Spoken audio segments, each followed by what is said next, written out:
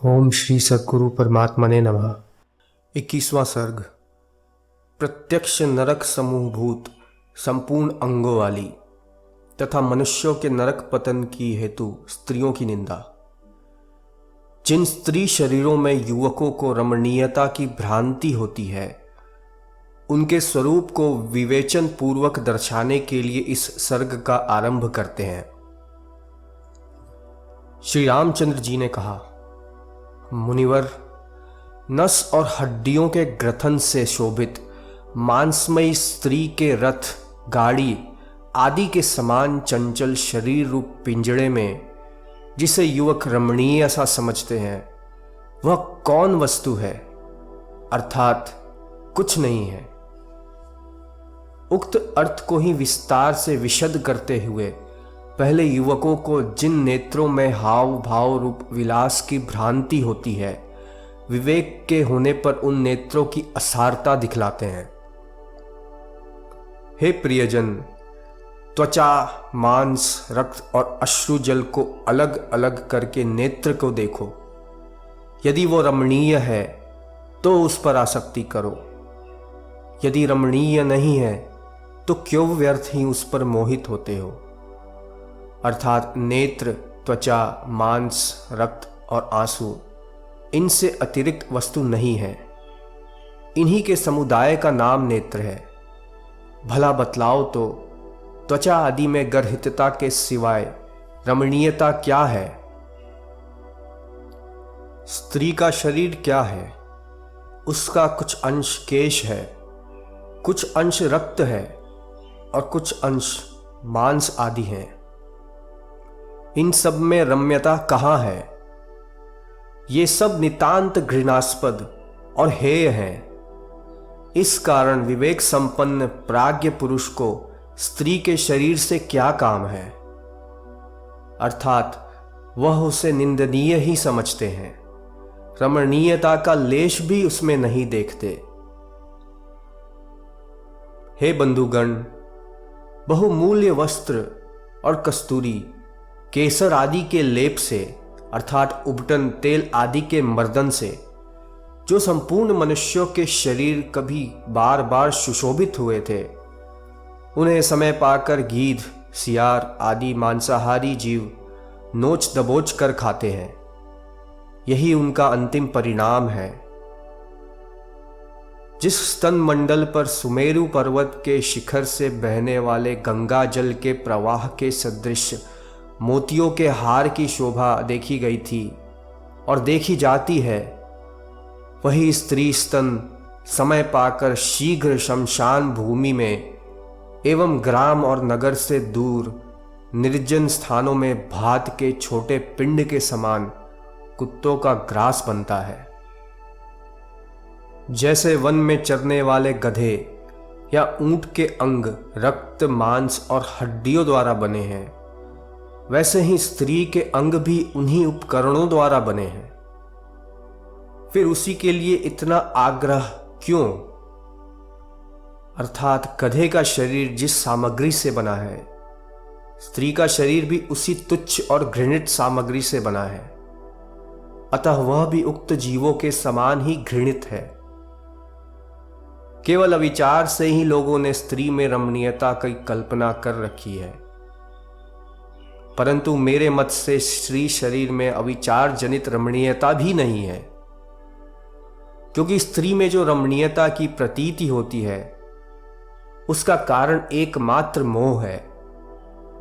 सीप में जो चांदी की कल्पना होती है, वहां पर सीप रूप अधिष्ठान और अज्ञान दोनों रहते हैं, किंतु यहां पर अधिष्ठान का अभाव है। अतएव यह केवल अज्ञान जनित ही है। हे मुनीश्वर, मद से अनेक प्रकार का आनंद देने वाली और पतन, दंगा, फसाद आदि विविध अनर्थ कराने वाली मदिरा में और काम से विविध आनंद देने वाली और स्वयं काम विकार से युक्त स्त्री में क्या अंतर है? यह भाव है कि स्त्री काम द्वारा विविध प्रकार के उल्लासों को देती है और स्वयं काम विकार से युक्त रहती है, और मदिरा मादक शक्ति द्वारा विविध प्रकार के उल्लासों को देती है और स्वयं जव आदि के विकार से या स्खलन, कलह आदि विकार से युक्त है। इसलिए दोनों समान हैं। अर्थात जैसे श्रेय चाहने वाले पुरुष के लिए मदिरा हेय है, वैसे ही स्त्री भी हेय है। मुनि जी, ललना रूपी आलान में अर्थात हाथी को बांधने के स्तंभ में मद रूपी मोह से सोए जैसे मनुष्य रूपी हाथी परिपक्व शम रूपी अंकुश के प्रहारों से विवेक को प्राप्त नहीं होते। अर्थात जैसे बंधन स्तंभ में मद से सुप्त प्राय हाथी कठोर अंकुश के प्रहारों से नहीं जागता, वैसे ही स्त्री के समीप मोहवश सुप्त प्राय मनुष्य तीव्र शम, दम आदि से विवेक को प्राप्त नहीं होते। जैसे काजल को धारण करने वाली अग्नि की ज्वाला दाहक होने के कारण छूने के अयोग्य है और नेत्रों को प्रिय लगने वाली अग्नि की ज्वाला तिनकों को जला डालती है, वैसे ही केश और काजल को धारण करने वाली छूने के अयोग्य नेत्रों को सुखदायक पाप रूपी अग्नि की ज्वाला रूप स्त्रियां मनुष्य को जला डालती हैं। वासनाओं से पूर्ण होने के कारण आपाततः सरस मालूम पड़ने वाली लेकिन वास्तव में तो नीरस यहां स्थित स्त्रियां अति दुर्वर्तिनी यमपुरी में भीषण रूप से धधक रही नरकाग्नियों की उत्तम लकड़ियां हैं। स्त्री लंबी रात्रि के समान व्यर्थ है,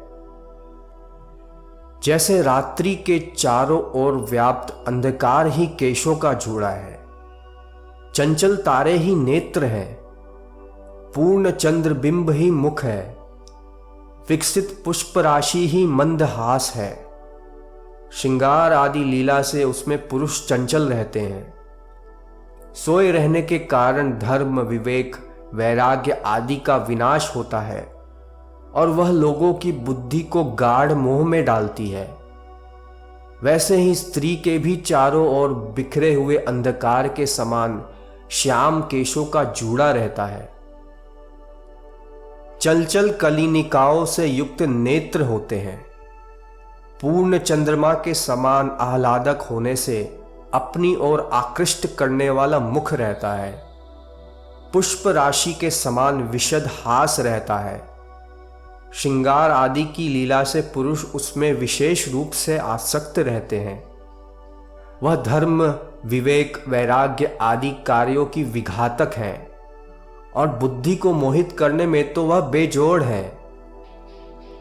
अतः सचमुच स्त्री लंबी रात्रि के समान केवल आयु का ही नाश करती है, उससे किसी प्रयोजन की सिद्धि नहीं होती। स्त्री केवल पुरुषार्थ का ही नाश नहीं करती किंतु अनर्थकारिणी भी है, ऐसा कहते हैं। स्त्री विष की लता के समान युवावस्था से रसीली अर्थात लता के पक्ष में फूलों से मनोहर, हाथ रूपी पत्तों से सुशोभित, ब्रह्म रूपी नेत्रों के हाव भाव से पूर्ण, फूलों के गुच्छे रूपी स्तनों को धारण करने वाली, फूलों के केसर के समान गौर वर्ण वाली, मनुष्यों की हत्या के सदृश अधः पतन में तत्पर और कामोन्माद से अपना सेवन करने वाले लोगों को मूर्छा, मरण आदि विवशता को प्राप्त कराती है।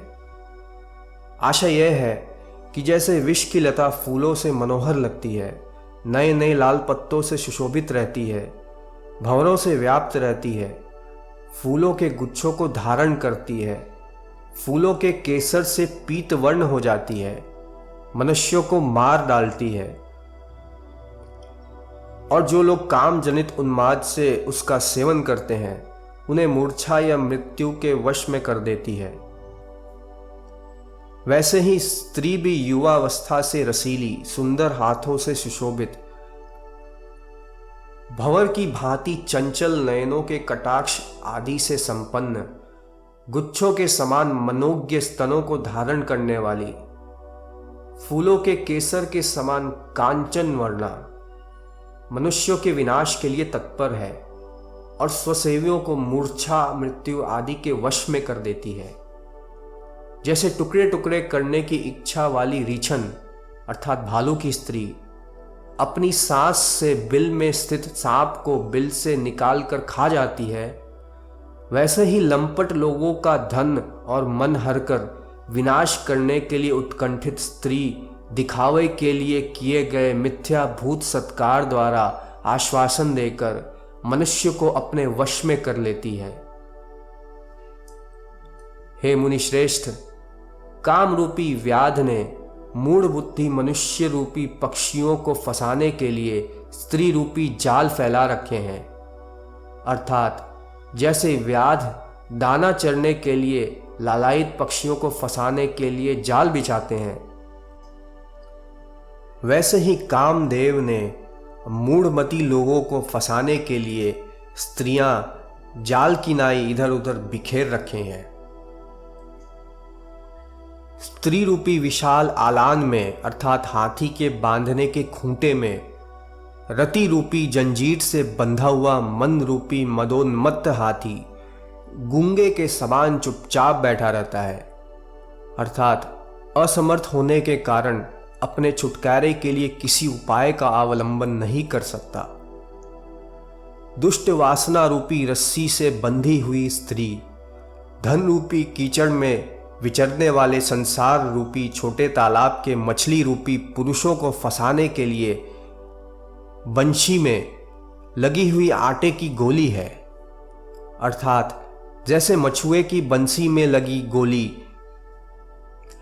कीचड़ में इधर उधर चलने वाली छोटे बरसाती तालाब की मछलियों को बंधन में डालकर मरवा देती है, वैसे ही दुर्वासना से पूर्ण नारी धन लोलुप संसारी पुरुषों को बंधन में डालकर नष्ट कर देती है। जैसे घोड़ों के लिए अश्वशाला बंधन है, हाथियों के लिए आलान बंधन है और सांपों के लिए मंत्र बंधन है, वैसे ही पुरुषों के लिए नारी बंधन है। हे मुनिवर, विविध रसों से पूर्ण भोग की भूमि या विचित्र पृथ्वी स्त्रियों के ही सहारे दृढ़ स्थिति को प्राप्त हुई है। इस संसार की हेतु स्त्री ही है। यदि स्त्री ना होती तो संसार कभी का विलीन हो गया होता।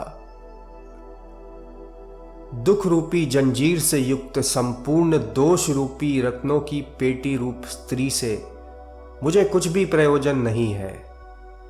स्त्री दोष रूपी रत्नों को रखने के लिए संदूक है और दुख उसमें ताला बंद करने के लिए जंजीर है। अतएव दुखमय और दोषमय स्त्री की भला किस विवेकी को इच्छा होगी, यह भाव है।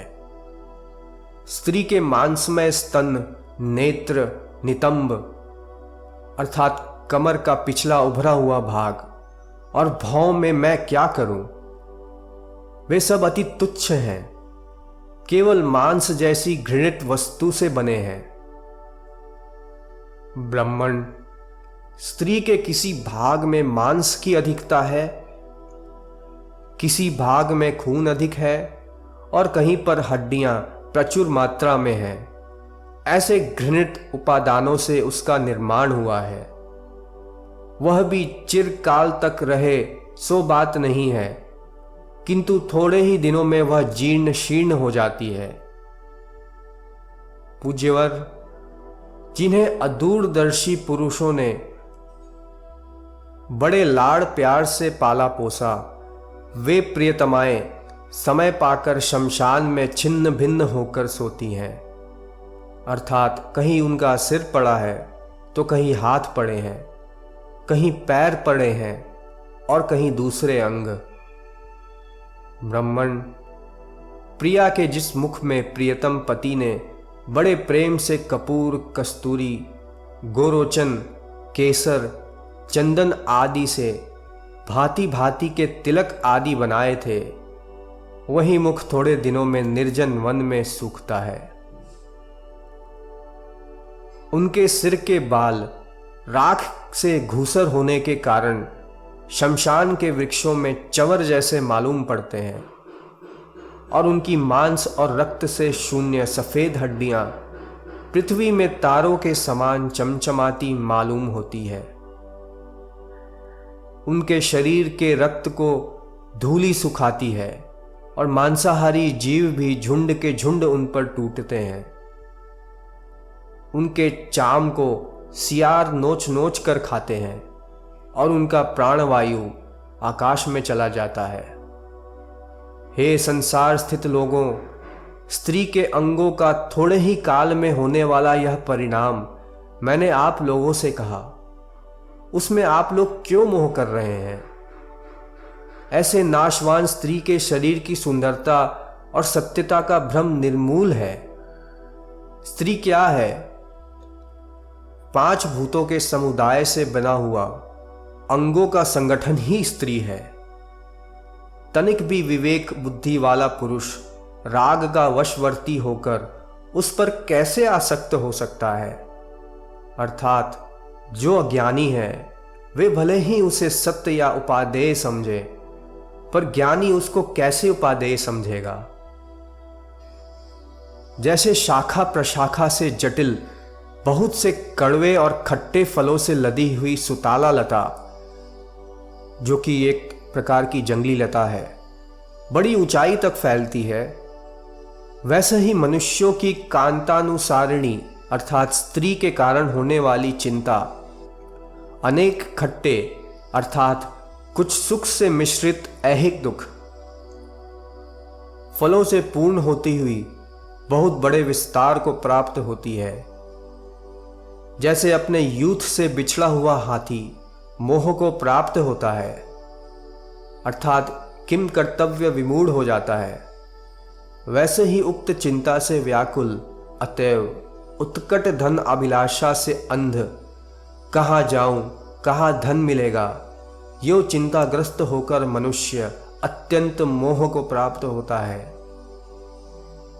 जैसे हथिनी को चाहने वाला अर्थात हस्तिनी पर आसक्त हाथी विंध्याचल के गड्ढे में अर्थात हाथियों को पकड़ने के लिए बनाए गए गड्ढे में बांधा जाता है, वैसे ही स्त्री लंपट पुरुष वध बंधन रूप बड़ी शोचनीय अवस्था को प्राप्त होता है। जिसकी स्त्री है उसको भोग की इच्छा होती है, जिसकी स्त्री नहीं है उसे भोग की संभावना ही कहाँ है। स्त्री का यदि त्याग कर दिया तो जगत का त्याग कर दिया, जगत का त्याग करके सुखी होवे। ब्रह्मण आपाततः अर्थात विचार के बिना भले प्रतीत होने वाली भंवरों के पंखों की जड़ के समान चंचल और जिनसे मुक्त होना बड़ा कठिन है, ऐसे भोगों की जन्म मरण बुढ़ापा आदि के भय से मुझे तनिक भी इच्छा नहीं है।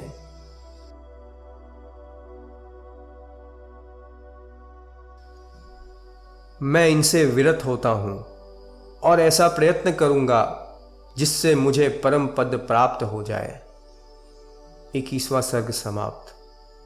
ओम पूर्णमदः पूर्णमिदं पूर्णात् पूर्णमुदच्यते पूर्णस्य पूर्णमादाय पूर्णमेवावशिष्यते। ओम शांति शांति शांति।